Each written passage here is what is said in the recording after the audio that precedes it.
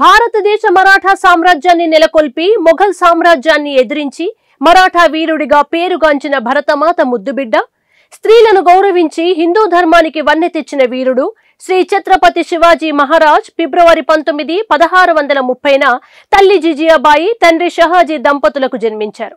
ఆ రోజులో పెత్తందార్లు గ్రామీణ ప్రాంతాల్లో పేద ప్రజల్ని, రైతుల్ని పీడించి పిప్పి చేసేవారు. వాళ్ల కష్టాలు తప్పించి వాళ్లకు సుఖ సంతోషాలు కలిగించడమే శివాజీ మహారాజ్ జీవిత లక్ష్యం అయ్యింది.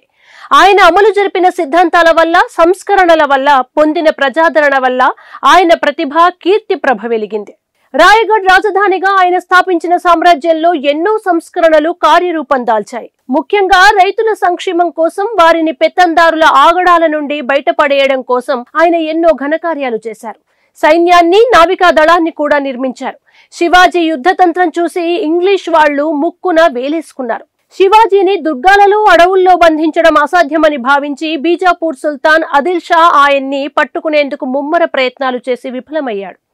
చివరికి ఔరంగజేబు కూడా శివాజీ యుక్తి ముందు వెలవెలబోయాడు. ఛత్రపతి శివాజీ మహారాజ్ స్వరాజ్యం కోసం, ధర్మ స్థాపన కోసం పోరాటం చేసిన యోధులు. మొఘలులను కరుడుగట్టిన రాజుల్ని కూడా మట్టి కరిపించిన ఘనాపాటి. దేశం కోసం ప్రాణాలు అర్పించాలని వీర తిలకం దిద్దుకున్న యోధుడు. ఆయన చూపిన ధైర్య సాహసాలు, మంచితనం, అన్యాయాన్ని ఎదుర్కొనే తత్వం ధైర్య సాహసాలకు మారుపేరు. ఎత్తుకు పై ఎత్తు వేసే అపర చాణక్యుడు, హిందూ ధర్మం కాపాడిన దురంధరుడు ఛత్రపతి శివాజీ మహారాజ్. శివాజీ మహారాజ్ మహానుభావుడు. ఆయన ఆర్ష ధర్మాన్ని నిలబెట్టడానికి గోవులను రక్షించారు. గోవధ యథేచ్ఛగా జరుగుతున్న రోజుల్లో గోవులను రక్షించడాన్ని జీవన కర్తవ్యంగా పెట్టుకుని గోవులను కాపాడారు శివాజీ మహారాజ్. అలాగే స్త్రీలను రక్షించి వారికి నమస్కరించే గొప్ప గుణం కూడా ఆయనకుండేది. శత్రువులు వివాహం అయిపోయిన స్త్రీలను మానభంగం చేస్తుంటే ఆ స్త్రీలను రక్షించి ప్రతి స్త్రీని అమ్మవారిగా చూసి వారికి పసుపు, కుంకుమ, గాజులు ఇచ్చి నమస్కరించినటువంటి మానవతా మూర్తి ఛత్రపతి శివాజీ. శివాజీ సనాతన ధర్మాన్ని నిలబెట్టడానికి కోటలు నిర్మించి హైందవ సామ్రాజ్య ఏర్పాటుకి కంకణం కట్టుకున్నారు. అందుకు భవానీ మాత అమ్మవారి అండ కావాల్సి వచ్చింది. అందుకే ఆయన ఆ రోజుల్లో శ్రీశైల క్షేత్రానికి వెళ్లి అమ్మవారి అనుగ్రహానికై ధ్యానం చేశారు. చివరికి శివాజీ భక్తికి మెచ్చి అమ్మవారు ప్రత్యక్షమై శివాజీకి వీర ఖడ్గాన్ని బహూకరించారు. ఆ ఖడ్గం చేతిలో ఉన్నంతకాలం శివాజీకి యుద్ధంలో ఎదురు లేకుండా పోయింది. ఆ ఖడ్గంతో 390కి పైగా యుద్ధాలు చేసి ఏ ఒక్క యుద్ధంలోనూ ఓటమి ఎరుగని మహావీరుడు. ఆ ఖడ్గంతో హైందవ సామ్రాజ్యాన్ని స్థాపించిన యోధుడు. శివాజీ మహారాజ్ మొఘల్ సామ్రాజ్యానికి వ్యతిరేకంగా పోరాడి స్వతంత్ర హైందవ సామ్రాజ్యాన్ని స్థాపించారు.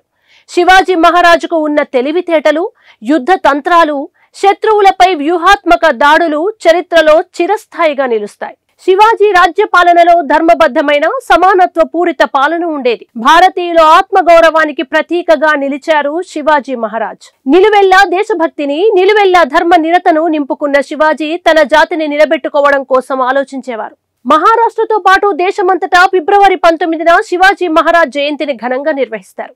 ఆయన చిత్రపటాలకు పూలమాలలు వేసి ఘనంగా నివాళులు అర్పిస్తారు. శివాజీ జయంతి కేవలం ఒక ఉత్సవమే కాదు, భారతీయ సంస్కృతి, ఆత్మగౌరవం, ధైర్యానికి ప్రతీక. ఆయన జీవిత స్ఫూర్తిని నేటి తరానికి అందించడమే నిజమైన జయంతి ఉత్సవం. ధైర్యానికి ప్రతిరూపం ఛత్రపతి శివాజీ.